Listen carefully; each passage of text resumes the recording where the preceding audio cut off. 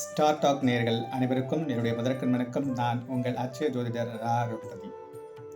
ஓம் ஆதித்யாய சோமாய மங்களாய புதாயற்ற குரு சுக்ர சனியப்ச ராகு கேதுவே நமோ நமக.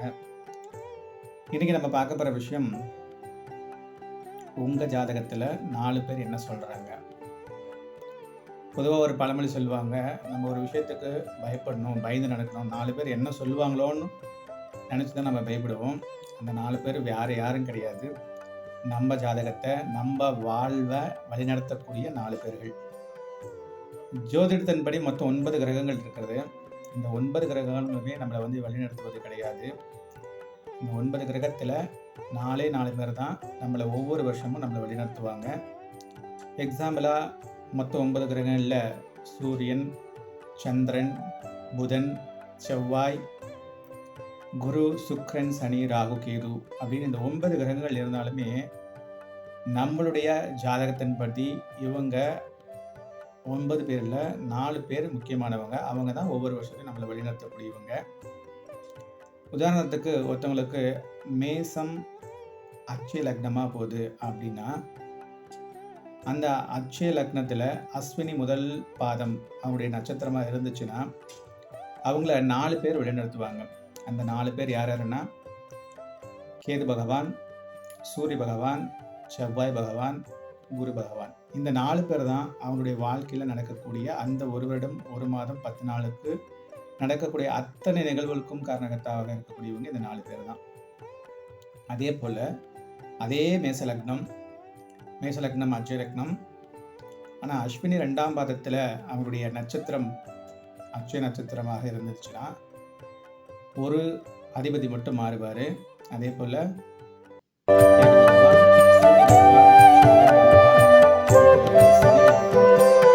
இந்த 4 பேர் அவங்க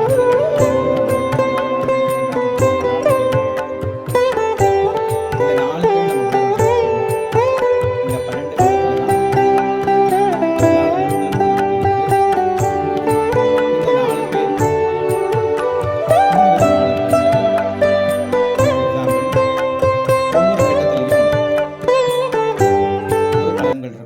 இந்த 12 பலன்கள் இருக்கும். எக்ஸாம்பிள், 1ஆம் பாவகம் அப்படின்னா ஜாதகருடைய எண்ணத்தையும் சிந்தனையும் செயல்களும் சொல்லக்கூடியது. அதே போல் 1ஆம் பாவகன்றது நம்முடைய உடல் உறுப்பில் தலையை கொடுக்கக்கூடியது, தலை சம்பந்தமான பிரச்சனைகளை குறிக்கக்கூடியது. அதே போல்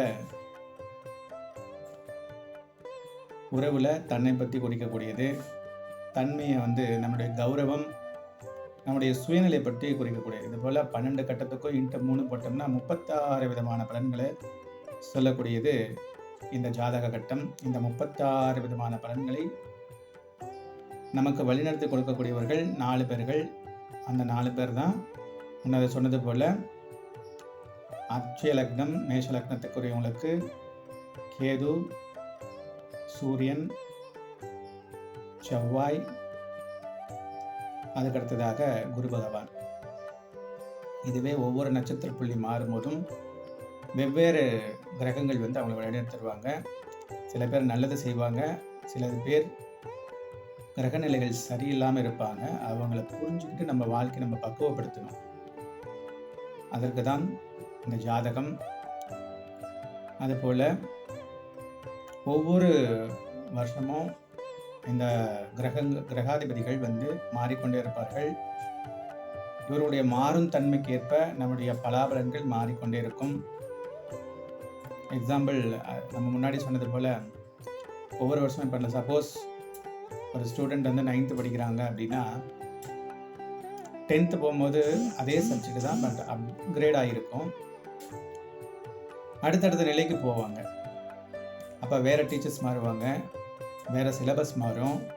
இது போல் தான் அப்போ ஒவ்வொருத்தரும் ஒரு இன்சார்ஜ் மாறும்போது அதனுடைய பலன்கள் மாறிக்கொண்டே இருக்கும். அதை சொல்கிறது தான் அட்சய லக்னமும் அட்சய நட்சத்திரமும். அப்படி இந்த 4 பேர்கள் உங்கள் வாழ்க்கை வழி நடத்துவாங்க. இது வயதுக்கேற்ப நம்முடைய தன்மையும் நம்முடைய மனதும் மாறிக்கொண்டே இருக்கும். அந்த மாற்றத்திற்கு ஏற்ப நம்மளை எப்படி பக்குவப்படுத்துவது அப்படின்னு இந்த 4 கிரகாதிபதிகள் சொல்லுவாங்க.